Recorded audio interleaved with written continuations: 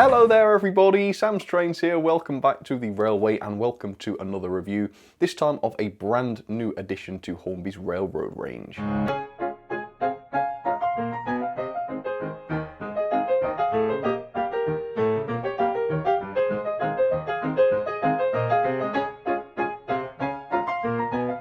So, believe it or not, today's loco was first released way back in 1961, which is obviously an incredibly long time ago, no offence to any 1960s kids or anything, which means that next year the model will be 60 years old. And very recently Hornby have just reintroduced it back into their range, the Hornby Railroad range in fact. And if you were wondering, yes, it is the very same model, it's the same body at least, I think the mechanisms had a bit of an upgrade. Either way, the loco is this, the Hornby Dean Single, a lovely Great Western single wheeler, very, very impressive stuff. So the RRP for this loco at the moment is £89.99 and I bought mine from Hatton's for a discounted price of £81. And if you want to pick one up at that price, well, they're still available. I have got a link down in the description for you. Obviously, 80 odd quid for a tender engine doesn't sound too bad, although the fact that it's from the 1960s might ring alarm bells for you, but I personally think it's going to be quite reasonable, provided the loco is up to quality. Well, that's what we're going to find out today. So let's get this out, the 1961 locomotive, and find out how it's fared over all those years. So let's get it out and take a look. So, I actually own two of these already, but both of mine are from the original Triang run. I've never owned one of the updated ones. I think they updated these. Which one was it? It was the Caledonian single, there we go. I've never owned the updated version of that either, so this should be really, really interesting. Anyway, you can see it there inside the packaging. It is obscured, of course, by the plastic film, so we can't get a good look at it yet, so I'll get this out in just a second. First of all though, here's what it says on the end of the box. The product code at the top is what you need to look up if you want to get one. It's R3759, or you can use my link in the description. Little plug there, affiliate link. It's a GWR Dean Single 422, yes, it's a single wheeler. Achilles, or Achilles, or Achilles, whatever you want to call it. I think we can agree on Achilles. And the running number is 3031. And this is quite interesting to me because the other two that I own are both Lord of the Isles. So it's really nice to see another member of the class represented. And I will give you a bit of history of the class in just a second. But for now, let's get this out. I'm really, really curious to see what this is like. Like I say, this will be the first time I've ever experienced the updated version. I hope it is an updated version. If it's got like the XO4 type motor in it, I'll be confused. Although these never had the XO4 motor, interestingly. They had a sort of specially designed smaller motor to fit inside the body, which was amazing. Anyway, so here we have the instructions for the Dean Single and Caledonian Single. Historically, they did always use the same mechanism, the same chassis, so it's good to see that that is still true. Inside, not an awful lot to see. There's a little bit about lubrication, which is fine. Body removal, yep, same as it always was, rear screw. And then, as you can see, it is now DCC ready, and it does indeed have a different mechanism to the one I recognise. The Triang ones, quite obviously, were never DCC ready, which makes sense. If they'd made them DCC ready, that would have been unbelievable, because obviously DCC wasn't invented until many years after. Anyway, you can see that the packaging is all taped up there, so I'm going to introduce everybody's tetanus friend, Rusty. Here we go. This should make it a bit easier. Yeah, I'm tired of the days of trying to overcome these sellotape by piggling them. I must say it's a bit of a shame we didn't get the sort of blister pack with this one. The polystyrene is never quite as good as it. Yeah, I always prefer opening up the block of ice blister pack, and some of Hornby's railroad locos have had it. I believe the 14XX did. Anyway, not to worry, let's take the tender out first then. And yeah, I'm seeing something a bit unfortunate really, because as you can tell the tender is isolated. There are no wires going from the loco and tender, and as you can also see the tender wheels are just made of plastic, which means A, they don't match the loco wheels, and B, they don't have any pickups on them, which for £80+ seems a bit of a shame, doesn't it? The extra reliability that tender pickups would have brought to this model would have been amazing. So that's definitely a bit of a weakness, or indeed an Achilles heel. It seems that they're using the original wheels too, from the old Triang release. Yeah. Either way, it's a really nice looking tender. I must say the decoration looks way better than it did on my original ones. So that's really cool. Let's take the loco out then, see what this one is like. I believe these do have pickups on the bogie wheels, the front bogie wheels, which means the loco does have all-wheel pickup. But we will see. Okay, So this thing is beautiful. Quite clearly it is a basic model. I mean, it's from 1961, so of course it is. But it looks gorgeous, doesn't it? I can see on the underside that the Loco has traction tyres, which is again a little bit of a shame, isn't it? I don't think the originals did. Well, they certainly didn't, because they were reasonably heavy. They were never great pullers, but they could at least manage a fair few coaches. This one, no doubt, will be much better because of the traction tyres, but then again, the traction tyres, aren't they? So they're not great. But yeah, we do indeed have pickups on the bogey wheels, which is fair enough. And the thing looks beautiful. The livery is quite clearly a considerable enhancement over the original trying release, which is really good to see. Yeah, I like this already. For the price, it's not seeming that unreasonable at the moment, with the possible exception of the no tender pickup situation. Anyway, I'll give you a close look at this in just a second, but first of all, here's a little bit of history on the Dean Single. Also known as the 3031 or the Achilles class, the Dean Single was built by the Great Western Railway between 1891 and 1899 to the design of William Dean for passenger work. Incredibly, the first 8 members of the class were actually 222 locomotives designed for broad gauge, in fact, but by 1892 the standard gauge design had become the norm, and from then on they were fitted with even larger boilers, despite the smaller gauge, of course, hence the necessity of the additional leading wheels to support the extra weight. An impressive 80 Deans were built in total, but by the end of the 1910s the class was fast becoming outdated.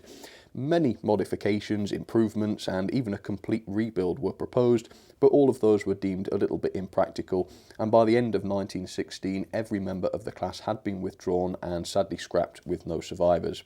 A replica does exist, I've seen pictures of it, but contrary to popular misconception, the engine is purely static, it was never functional, and only the visible parts of the wheels actually exist, so there's no way in hell the thing could run. But let's take a closer look at the model. And there it is, looking excellent. Now, I know this is an old model, I know that it's outdated by most modern standards, but I can't help but really enjoy this one. There's just magic, isn't there, in single wheelers. Right off the bat though, I'm going to go out and say that I don't like the livery of this one as much as I like the Triang Lord of the Isles liveries. As you can see, it doesn't have the high shine dome or bonnet or anything like that, and the underframe is all black plastic as opposed to the lovely brown finish. I don't know why they went for this livery and not the really early lovely Great Western one. I personally think they would have had a real hit on their hands if they'd have done the other one. However, it must be said that the quality of the finish on the latest model on Achilles is far better than the Triang ones ever were. In fact, the lining is exceptionally good for a Hornby railroad loco. Normally the bandings are just single stripes, but here we have the proper pinstriping going on, which is really, really cool. But let me know, which livery do you prefer? Do you prefer the original Lord of the Isles with the high shine copper, or do you prefer this one, the slightly muted but obviously slightly better quality livery? Yeah, I would have said the Lord of the Isles one, but the quality is better with this. So let's take a close-up. Yeah, the pinstriping is good. It's not 100% accurate in all areas, but it's not bad for a railroad loco. You have the Achilles named there over the sort of big wheel splasher, and there's a little sort of crest or coat of arms going on there. Not amazingly applied that, but it is at least legible, I think, if you get really nice and close. There's one painted detail that I've yet to mention, which is the cab. This is completely new to me. I've never had a Dean Single with a painted cab before. Now, the cab detail's pretty basic, but this is a railroad locomotive. This has to be the most detailed cab I've ever seen on a railroad loco. And considering the loco's less than £100 to buy, I think that's reasonably impressive. The side of the cab is well done as well. You've got really good lining, really good lining. I wasn't expecting it to be that good for a railroad loco, as well as, of course, the running number there, 3031, which is not on an etch plate, obviously, but it does look okay. There are one or two really nice features. We have the separately fitted springs here above the rear wheels, and you've got the also separately fitted, what I assume might be toolboxes or something like that. I'm not 100% sure. The tip of the funnel is in fact made of metal. It's been painted with sort of not great looking paint, which makes it look like it might be plastic, but there's no doubt about it. It is certainly metal. The safety valve bonnet isn't very convincing at all. It's clearly just plastic and not that well moulded. I think that must be an original piece from the sort of 1960s tooling, as is most of it really. And as I say, yeah, the dome has just got the matte green finish, which is okay, it looks fine, but I personally was a much bigger fan of the high shine. Okay, so yeah, this is a 1961 model, okay, so there are some basic details. The handrails, for example, are just part of the moulding and they're unpainted for the most part, which obviously isn't that realistic looking, and most of the pipework is just extruded out from the bodywork, which doesn't look 100% realistic, as you'd expect. The same thing goes with the smoke box. It is just a plain moulded smoke box, and the smoke box dart is just a part of the moulding. And the running plate's very basic as well. There's no rivet details or anything like that going on. Very, very basic stuff.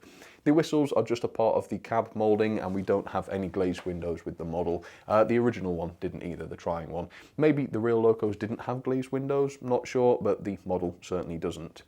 The underframe is a little bit better. As you can see, there is a lot of moulded detail going on with that, and you've got what appears to be brake rigging pre-fitted, which is quite nice because you can sort of see the driving wheel there behind all of the detail, which is cool. The front bogie, I believe, is a slightly newer design to the old trying one. It does have a strange appearance. You can sort of see the wires going up into the body, and it appears to be unsupported. It doesn't look that realistic, but of course if you're looking down on the model like you normally would be, that wouldn't be a huge problem.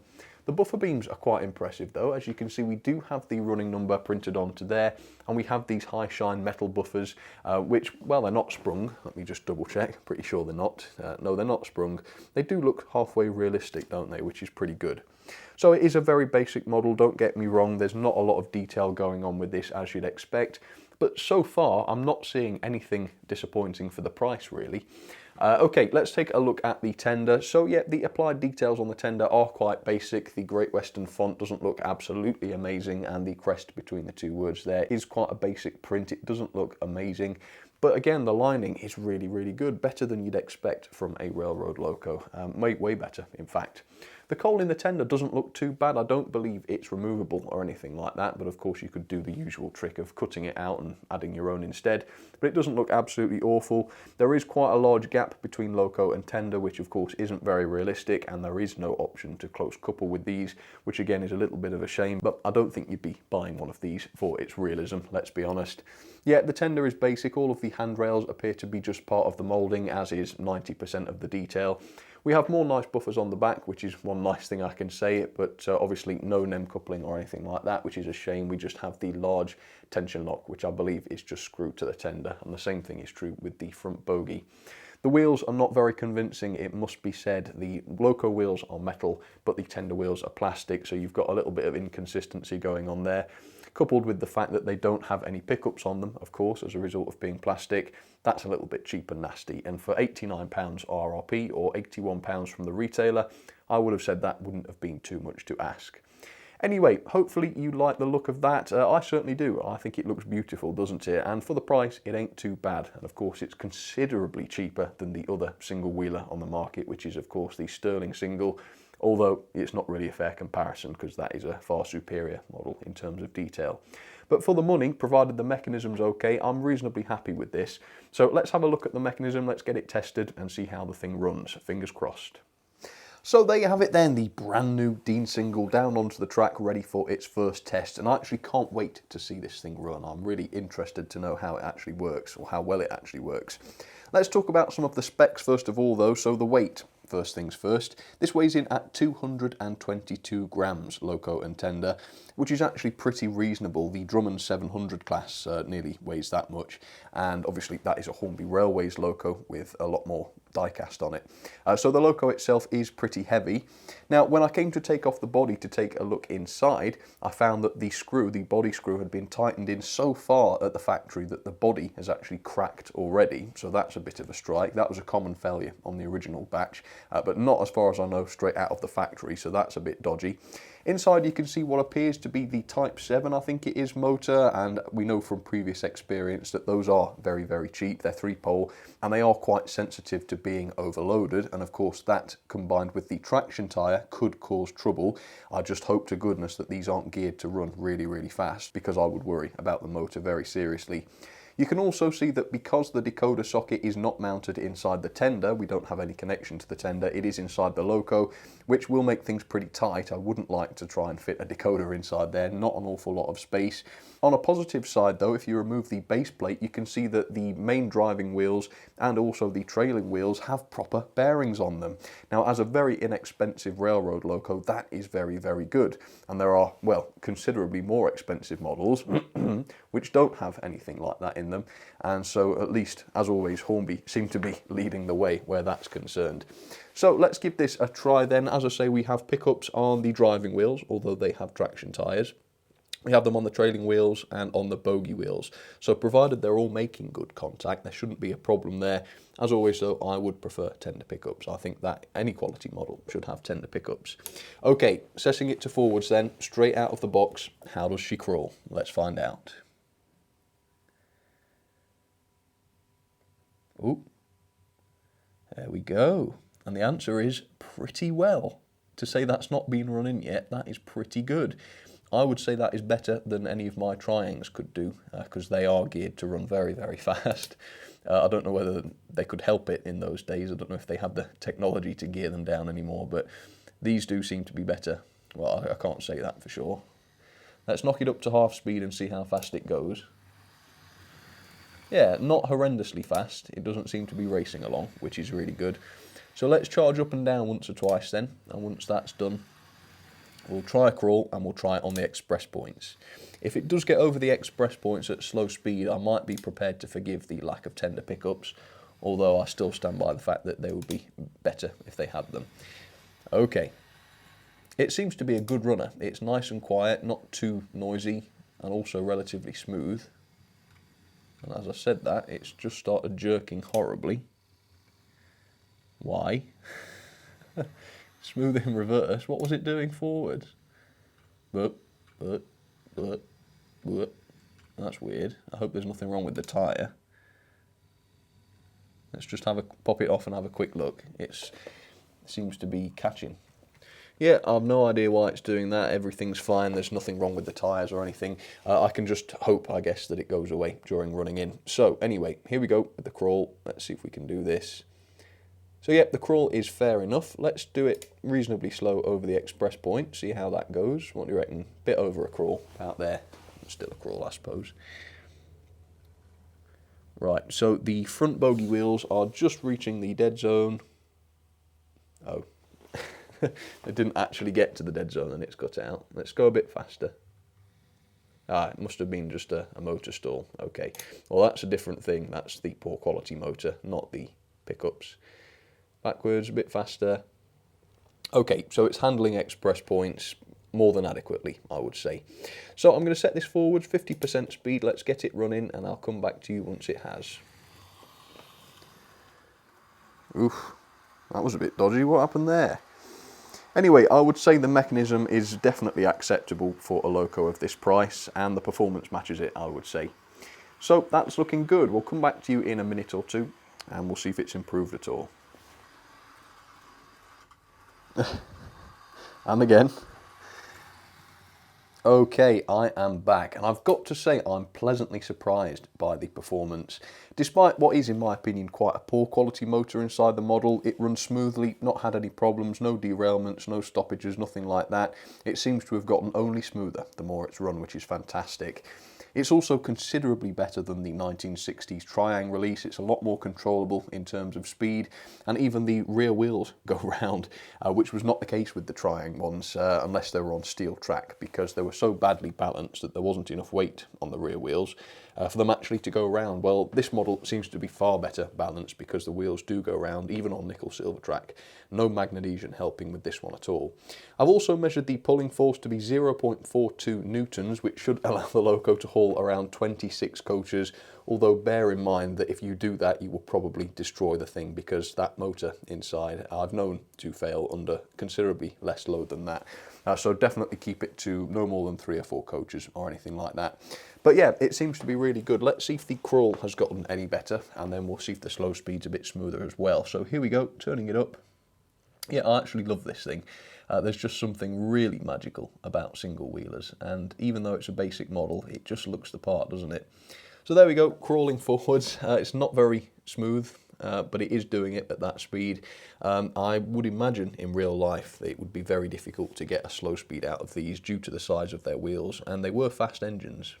Obviously not as fast as the trying ones. They go at a scale speed of about 8,000 miles an hour, which is clearly a little bit over the top. I would have said this one's more realistic. But that is actually beautifully smooth. And these sort of motors always show me up, because I'll say how poor quality they are. They're only 3-pole motors. They always perform really well.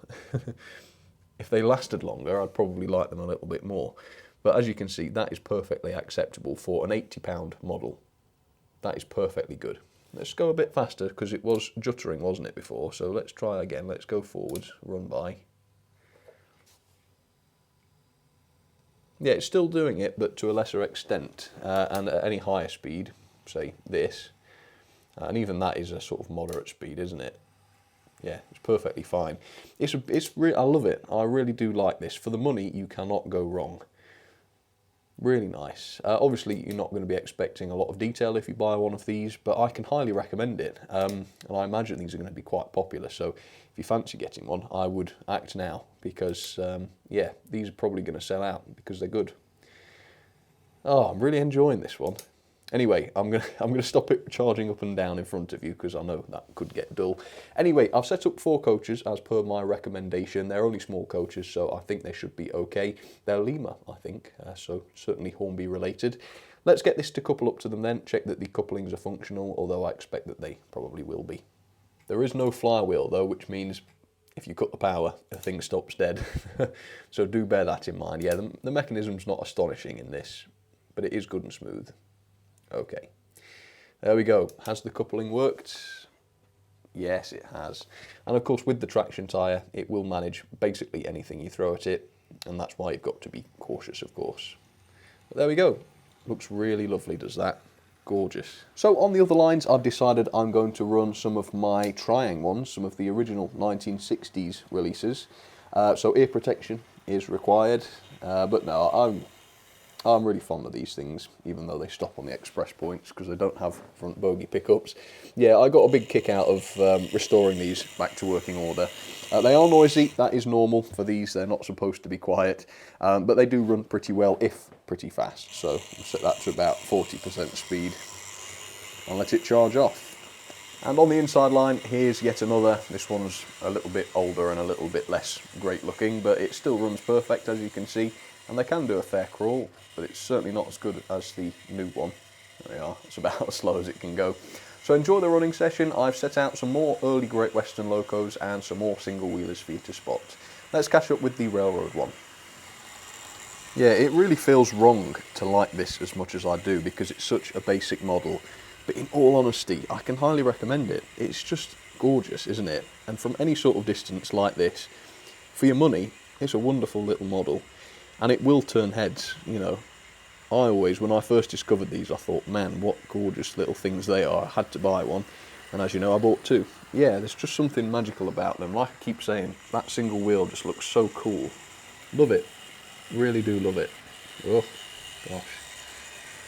It's an assault on the senses, isn't it, running the trying ones? It is impressive though, isn't it? 60 years on nearly, and they're still delighting people that run them. So what do you reckon? I won't let you score this one out of 5. I will just give you the option to say thumbs up or thumbs down on the model. I think that will be enough. Yeah, I'll be interested to know what you guys think. Can you forgive it for its low level of detail? Or does it not make the mark for you? Yeah, for me, I reckon I can just about forgive it.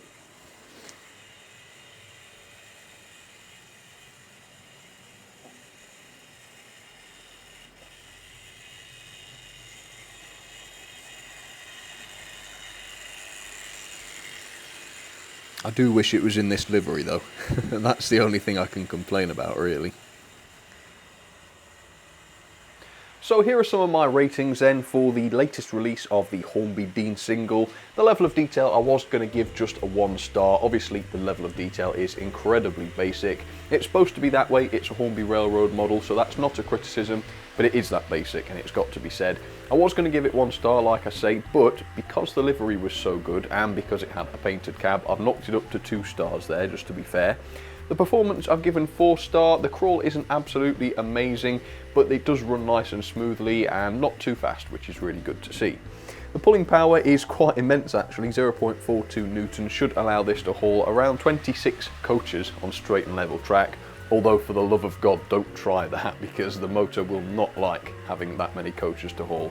I would recommend, as I say, limiting it to 4, maybe 5 at the most, but definitely don't overdo it to protect the motor. The mechanism I've given 2.5. The things that let it down the most are of course the motor, the rubber traction tyres, and of course the lack of tender pickups. On the plus side, it does have proper bearings on the wheel set, and I do like the fact that the front bogie has pickups on it as well. That's a really strong feature. So it's middle of the road, 2.5. The quality I've given 4-star. It is a little bit plasticky, of course. There's not a lot of plastic on the bodywork, although the chassis seems to be reasonably heavy. The loco is quite weighty, although it is lighter than the original Triang version by 30 grams. I personally would have preferred to have the extra weight and no traction tyres, even though it wouldn't be able to manage as much. But that's just me, I suppose. Overall then, value for money, I've also given this 4-star for £81 that I paid, or even the £89.99 RRP. I don't think this is too bad, at least not for a tender engine. It certainly could have been better, mechanically speaking, I would say mainly. Overall though, not a bad score, 6.91 out of 10. Into the logbook it goes. There we go, 10th, just above the Dapol Great Western Railcar and below the Baracaldo loco. If you want a beginner loco, I can highly recommend this one because it is a beauty, as you can tell. There's another one of the classic single wheelers. I hope Hornby brings that one back. If anyone from Hornby's watching, do it. You can sell one, I'll buy one. Hopefully that's enough for you to justify another batch.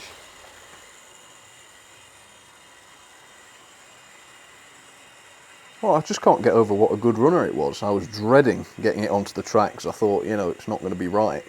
But it is. It's actually really good, even without tender pickups.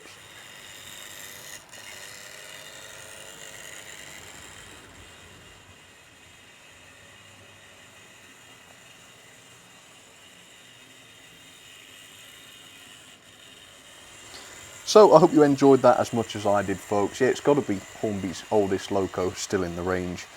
And it makes you realise what a shame it is that so many of the other toolings from this era have now been lost, because as we can see here, they do make for great railroad locos. But I guess we should be grateful we've still got this one, and lovely it is as well. So thanks for watching. Let me know in the comments what you thought, as always, and I will see you very soon for some more videos. Take care, folks. See you on the next one.